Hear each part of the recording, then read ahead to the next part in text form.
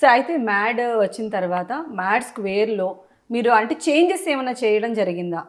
అంటే ప్రేక్షకుల్ని దృష్టిలో పెట్టుకొని, ఎందుకంటే మీరు మ్యాడ్ చూసిన తర్వాత అరే ఇది ఇక్కడ ఇలా అయితే బాగుండేది, ఇక్కడ ఇలా అయితే బాగుండేది అని మీకు యాజ్ ఏ రైటర్ అండ్ డైరెక్టర్గా మీకు అనిపిస్తుంది. అవునండి. సో అట్లాంటివి ఏమన్నా ఈసారి జాగ్రత్తలు తీసుకున్నారా? తీసుకున్నాండి. అంటే ఈసారి అంటే ఫస్ట్ పార్ట్కి పాయింట్ ఏమనుకున్నా అంటే అండి, అశోక్ అనే క్యారెక్టర్ని వీళ్ళిద్దరూ నార్మల్గా చేయడం అని.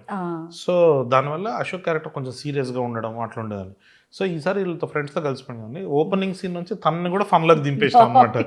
సో ఈసారి ఎక్కువ కేర్ ఏం తీసుకున్నాను, ఫ్యామిలీ ఆడియన్స్ మొత్తం మనోడు కూడా ఇంకా చూచారు. ప్రిన్సిపల్ అడుగుతారండి ఏదో సీన్లో, నేను ముందు బాగానే ఉండేవాడు కదా, ఇంత తిరిగిలగా అయిపోయింది సార్ అన్నట్టు ఉంటాడు వాడు.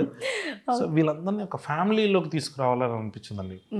అంటే కాలేజ్ అంటేనే యూత్ కుర్రోళ్ళు అన్నట్టు ఉంటుంది కదా, ఈసారి పెళ్ళికి తీసుకొద్దాం, అమ్మ అత్తయ్య మామయ్య పిల్లలు వీళ్ళందరూ ఉంటారు. వాళ్ళందరి మధ్యలో అంటే వాడు మహా అయితే ఏం చేస్తారు సార్, యాసిడ్ వస్తారు అన్నట్టు ఒక చిన్నపిల్లల మధ్యలో ఉంటే వాడు ఏం చేస్తాడు అన్నది ఓ ఫన్నీ థాట్ అండి. సో అలాంటి ఫన్నీ థాట్స్ అన్ని పెట్టుకుంటూ పెళ్లి ఎపిసోడ్, తర్వాత గోవాకి వెళ్ళినప్పుడు కూడా ఫ్యామిలీస్ మొత్తం చూసేటట్టు ఎంజాయ్ చేసేటట్టు అట్లాంటి ఎపిసోడ్స్ అన్ని డిజైన్ చేసి. సో మ్యాడ్ 1 కి మ్యాడ్ 2 కి మేజర్ డిఫరెన్స్ అంటే సో ఫ్యామిలీ ఆడియన్స్ చేయాలి. కరెక్ట్. అయితే కళ్యాణ్ శంకర్ గారు జనరల్ గా మీ రైటింగ్ నుంచి మీ స్క్రిప్ట్స్ నుంచి కూడా మేము అబ్జర్వ్ చేసింది ఏంటంటే మీకులో ఒక ఫన్ ఎలిమెంట్ ని చాలా బాగా మీరు దాన్ని ప్రొజెక్ట్ చేసుకుంటూ ఉన్నారు. అయితే ఏంటి సార్ అంటే ఈ జోనర్ని మీరు చూస్ చేసుకోవడం వెనుక రీజన్ ఏంటి? ఫన్ ఎలిమెంట్ ని ఎందుకు పిక్ చేసుకున్నారు యాజ్ ఆఫ్ నౌ ఉన్నటువంటి సిచ్యువేషన్? మామూలుగా అదే చెప్తారు మనం, డిమాండ్ అండ్ సప్లై. సో రెండోది ఏంటంటే అండి, నాకు ఎవరైనా లైఫ్లో ప్రాబ్లమ్స్ ఉంటాయి కదండి. ఇప్పుడు ఎవరికో ₹1,00,000 ఉంటుంది, వాడికి నేను ఇయ్యలేను, కానీ వాడు ఆ ₹1,00,000 గురించి మర్చిపోయేటట్టు ఒక 4 నిమిషాలు ఆయన నవ్వించగలిగితే కొంచెం సేపు వాడు మర్చిపోనివ్వండి దాన్ని, అట్లా దాన్ని ఓవర్కమ్ చేస్తారు అనేటువంటి కాన్ఫిడెన్స్ కూడా వస్తుంది. అంతే కదా, ఆ బర్డెన్ నుంచి దిగిపోతే ఏదైనా చేయొచ్చు. పర్ఫెక్ట్ అండి, మీరు అన్నది కరెక్ట్. వాడికి ఆ ధైర్యం ఇస్తానో లేదు తెలియదు కానీ కొంచెంసేపు మర్చిపోయేటట్టు చేస్తానండి.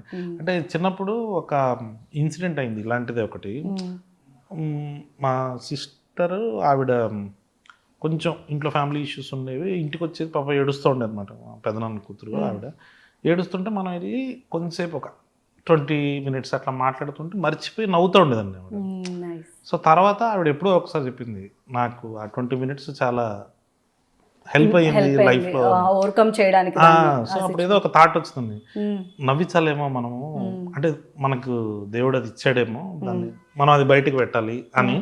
సో ఎంతవరకు వీలైతే అంతవరకు, ఇప్పుడు పాపం పొద్దు నుంచి సాయంత్రం వరకు మీరు ఆఫీస్లో అన్ని స్ట్రెస్లు, ట్రాఫిక్, అంటే వాళ్ళు నాకు ఎందుకో తెలియదండి, చాలామంది వాళ్ళ కింద పని చేసేటోళ్ళతోనో డ్రైవర్తోనో నవ్వలేకపోతున్నారు, చాలా సీరియస్గా ఉంటున్నారు. ఎందుకో లైఫ్లో తీసుకురా ఇలాగే ఉంటారండి.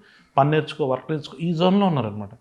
నవ్వుతో మాట్లాడడం మర్చిపోతున్నారు. కనీసం ఇక్కడికి వచ్చి కూర్చున్నప్పుడు అన్న ఒక 2 గంటలు మిగతా తీసేసి అదే లైఫ్లో చాలా సీరియస్నెస్ తీసుకుంటాం బాస్, ఏం లేదు చిల్ బ్రో, అదేమన్నా చేస్తే బాగుంటుందేమో అని ఒక చిన్న ఫీలింగ్.